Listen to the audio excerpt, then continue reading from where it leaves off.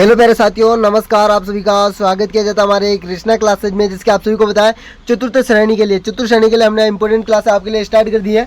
और चतुर्थ श्रेणी के लिए आपके सुबह की क्लास होने वाली इंपॉर्टेंट प्रश्नों के साथ है। यह आपके रामबाण साबित होने वाला प्रश्न है। बिल्कुल आपके सामने आपका पहला प्रश्न शुरू होने जा रहा है। पहला प्रश्न आपके सामने, कुचामनी ख्याल के प्रमुख खिलाड़ी कौन है? तो कुचामनी ख्याल के प्रमुख खिलाड़ी कौन है? तो कुचामनी ख्याल के प्रवर्तक तो आपके लच्छीराम हो जाएंगे। बिल्कुल है, लच्छीराम हो जाएंगे प्रवर्तक, तो आपको पता ही है। तो अब कुचामनी ख्याल के प्रमुख खिलाड़ी की बात करूँ तो ऑप्शन नंबर है Umed Singh, option number B Ugamraj, option number C आपका Shiv Singh, option number D Vijay Singh. तो पहले ही प्रश्न का आंसर क्या हो जाएगा?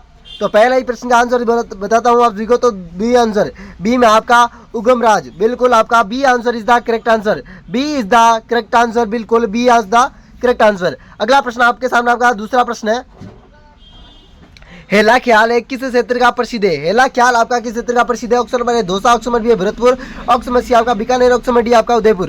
तो हेला ख्याल किस क्षेत्र का प्रसिद्ध है? तो हेला ख्याल आपका दौसा क्षेत्र का प्रसिद्ध है। कहाँ? तो दौसा आपका हेला ख्याल के लिए प्रसिद्ध है। बिल्कुल। तो अगला प्रश्न चलते हैं। अगला प्रश्न आपके सामने, आपका तीसरा प्रश्न है, रामलीला किस क्षेत्र की प्रसिद्ध है? जो रामलीला ऑप्शन नंबर ए आपका पाली, ऑप्शन नंबर सी आपका बी है भरतपुर, ऑप्शन नंबर सी आपका उदयपुर, ऑप्शन नंबर डी आपका जयपुर। तो रामलीला कहाँ की हो जाएगी भाई रामलीला की बात करूँ तो जल्दी से बता दीजिए, रामलीला कहाँ की हो जाएगी? तो रामलीला की बात करूँ, रामलीला आपकी भरतपुर की हो जाएगी। बिल्कुल, Bharatpur is the correct answer. Bharatpur is the correct answer, क्योंकि भरतपुर के अलावा यहाँ पर झुंझुनू दिया होता ना, झुंझुनू। तो आप झुंझुनू करते हैं, पर यहाँ पर क्या दिया? भरतपुर। तो आपको भरतपुर करना है। बिल्कुल, यहाँ पर क्या दिया आपने? तो भरतपुर आपको राइट आंसर करना था। बिल्कुल भी आंसर था। तो अगला प्रश्न की ओर चलते हैं। अगला प्रश्न आपके सामने, आपका चौथा प्रश्न है, जहां पीर किसे कहते हैं? जहां पीर के नाम से कौन जाना जाता है? Option number A Pabu ji, option number B है Teja ji, option number C आपका Goga ji, option number D आपका रामदेव जी। तो जहां पीर के नाम से आपका कौन जाना जाते हैं? तो जहां पीर के नाम से आपके लोग देवता ना, वो गोगा जी जाना जानते हैं। बिल्कुल गोगा जी महाराज। बिल्कुल गोगा जी महाराज है ना, जहां पीर के नाम से जाने जाते हैं। और इन्होंने मोहम्मद गजनी से भी युद्ध किया था, आपको पता ही है ये बात। तो आगे सामने आपका पांचवा प्रश्न आ चुका है, और यह इंपोर्टेंट प्रश्न है पांचवा। किस माता जी की खंडित मूर्ति की पूजा होती है और किस माता की पीठ की पूजा होती है? तो पीठ की पूजा बताता हूँ। पीठ की पूजा तो आपकी ब्राह्मणी माता की होती है, और खंडित की मूर्ति की आपको बताना है। ऑप्शन नंबर ए कर्णी माता, ऑप्शन नंबर बी है केला देवी, ऑप्शन नंबर सी आपका जीर्ण माता, ऑप्शन नंबर डी आपकी शीतला माता। तो आपका राइट आंसर हो जाएगा शीतला माता। शीतला माता इज द करेक्ट आंसर था, जिसमें खंडित मूर्ति की पूजा होती है। और इसका पुजारी होता है कुमार जाति का होता है, कुमार जाति का। इसका पुजारी कुमार जाति का होता है। इसका वाहन होता है वो गधा होता है, गधा। और गधा का मेला भरता है लूणेवास जयपुर में। बिल्कुल, जयपुर में आपका गधे का मेला भरता है। कर्णी माता से संबंधित स्वाब गांव है कर्णी माता, देश नोक बीकानेर, जिसे काबा वाली देवी या अब चुआ वाली देवी भी कहते हैं। और केला देवी को अंजना माता का अवतार मानते हैं। बिल्कुल, केला देवी में एक लक्की मेला भरता है, लक्की मेला भरता है केला देवी का, आप सभी को पता है। अगला है जीर्ण माता। जी हाँ, जीर्ण माता स्वाब गांव संबंधित, सीकर से संबंधित है, आपका सीकर से संबंधित है ना। अगले चलते हैं अपना प्रश्न। अगला अपना छठा प्रश्न है, संत दादू दयाल का जन्म कब हुआ? संत दादू दयाल का जन्म आपका अहमदाबाद में हुआ था। और कब हुआ था? Option number A 1542, option number B 1544, option number C 1546, option number D आपका 1548 है। तो संत दादू दयाल का जन्म 1544 में हुआ था। B answer is the correct answer. बिल्कुल, ये वीडियो थोड़ा अटक रहा है, क्योंकि इसकी में टेक्निकल इशू है। तो कोई बात नहीं, तो भी अपना है ना वीडियो अच्छे से बना लेंगे आप सभी को। और आपकी लाइव की क्लास है शाम को हो जाएगी। बिल्कुल है, शाम को 8 बजे तक, 8 बजे आपकी लाइव की क्लास आ जाएगी। बिल्कुल है। तो आपके सामने आपका सातवां प्रश्न है, 29 नियमों का पालन कौन करते हैं? Option number A Vishnu, option number B Nath संप्रदाय, ऑप्शन नंबर सी आपका जैन संप्रदाय, ऑप्शन नंबर डी आपका लालदास जी संप्रदाय। तो लालदास जी संप्रदाय नहीं करते हैं, लालदास जी नहीं है आपका, और जैन संप्रदाय नहीं है, नाथ नहीं है। बिल्कुल आपका विष्णोई। बिल्कुल विष्णोई। 20 और 9 इसमें ही हिसाब पड़ता है। 20 प्लस और 9 बराबर विष्णोई। 29 नियमों का पालन करते हैं, और 120 शब्दावली का। आगे चलते हैं अपने आठवां प्रश्न है। आठवां प्रश्न आपके सामने इंपॉर्टेंट प्रश्न है, मीनाकारी कहाँ की प्रसिद्ध है? प्रतापगढ़, जयपुर, राजसमंद, अलवर है। तो प्रतापगढ़ से संबंधित आपका क्या हो जाएगा? प्रतापगढ़ से थेवा कला हो जाएगी। थेवा कला आपके प्रतापगढ़ की हो जाएगी। जयपुर की आपकी मीनाकारी है भाई, मीनाकारी आपकी जयपुर की है। राजसमंद का आपका टेरकोटा हो जाएगा, कोटा राजसमंद का हो जाएगा। अलवर का कागजी पोट्री आपकी अलवर की हो जाएगी। ठीक है ना। आगे चलते हैं। आगे प्रश्न आपके सामने, आपका नवा प्रश्न है। यह प्रश्न है कावड़ से संबंधित आया है। कावड़ किस क्षेत्र की प्रसिद्ध है?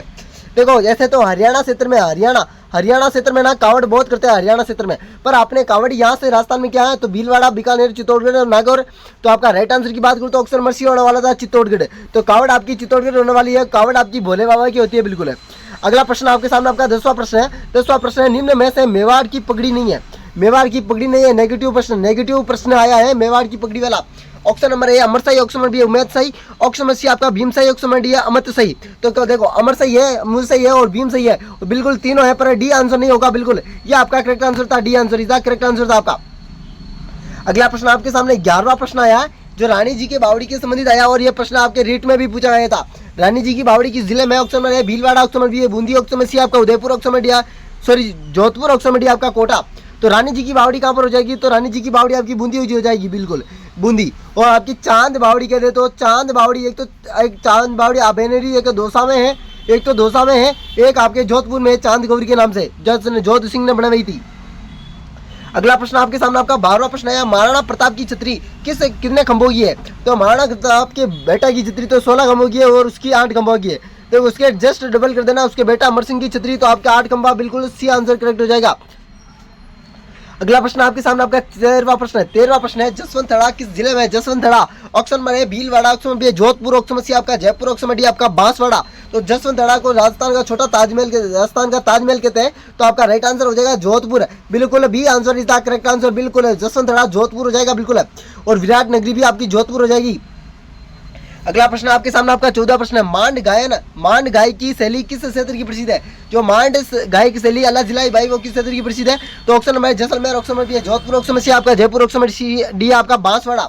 तो मांड गाय के ना बिल्कुल आपका जैसलमेर हो जाएगा, बिल्कुल करेक्ट आंसर आपका ए। तो अगला प्रश्न चलते हैं। अगला प्रश्न आपके सामने आपका 15वां प्रश्न है, प्रेरणा श्रीमली किस जिले की थी? Prerna Shrimali option number Udaipur, option number B Jodhpur, option number C आपका चित्तौड़गढ़, ऑप्शन नंबर डी आपका बांसवाड़ा। तो प्रेरणा श्रीमली आपकी किस जिले की थी? तो प्रेरणा श्रीमली आपके सामने तो Banswara is the correct answer था, D answer is the correct answer. तो अगला प्रश्न की बात करूं, अगला प्रश्न आपके सामने आपको 16 प्रश्न है जो विश्व धरोहर की सूची से संबंधित आया प्रश्न है। और केवलादेव घना पक्षी अभ्यारण्य को कब विश्व धरोहर की सूची में शामिल किया गया? यह प्रश्न बताना है। Option number A 1916, option number B 1955, option number C 1985, option number D 1991। तो आपका राइट आंसर की बात करूं तो जल्दी से कमेंट करेंगे आप सभी। तो 16 प्रश्न का राइट आंसर होगा सी हो जाएगा 1985, बिल्कुल 1985 ने 6 को विश्व धरोहर की सूची में शामिल किया था आपका। आपके सामने आपका 17वां प्रश्न है, तारागढ़ दुर्ग किस जिले में? तारागढ़ करके आपको बता देना आंसर, उदयपुर, अजमेर, बीकानेर और हनुमानगढ़। तो आपका राइट आंसर की बात करूं तारागढ़ आपका हो जाएगा, बिल्कुल तारागढ़ आपका अजमेर हो जाएगा, बिल्कुल जीवन लटार के नाम से भी जानते हैं तारागढ़ को। अगला प्रश्न आपके सामने 18वां प्रश्न है, मेहरानगढ़ दुर्ग को राव जोधा ने बनवाया था, राव जोधा द्वारा और जोधपुर शहर की स्थापना 1459 ईस्वी में की थी आपको राव जोधा ने। और इसकी नींव है ना करणी माता के हाथों से लगी है। और इसमें मारू नामक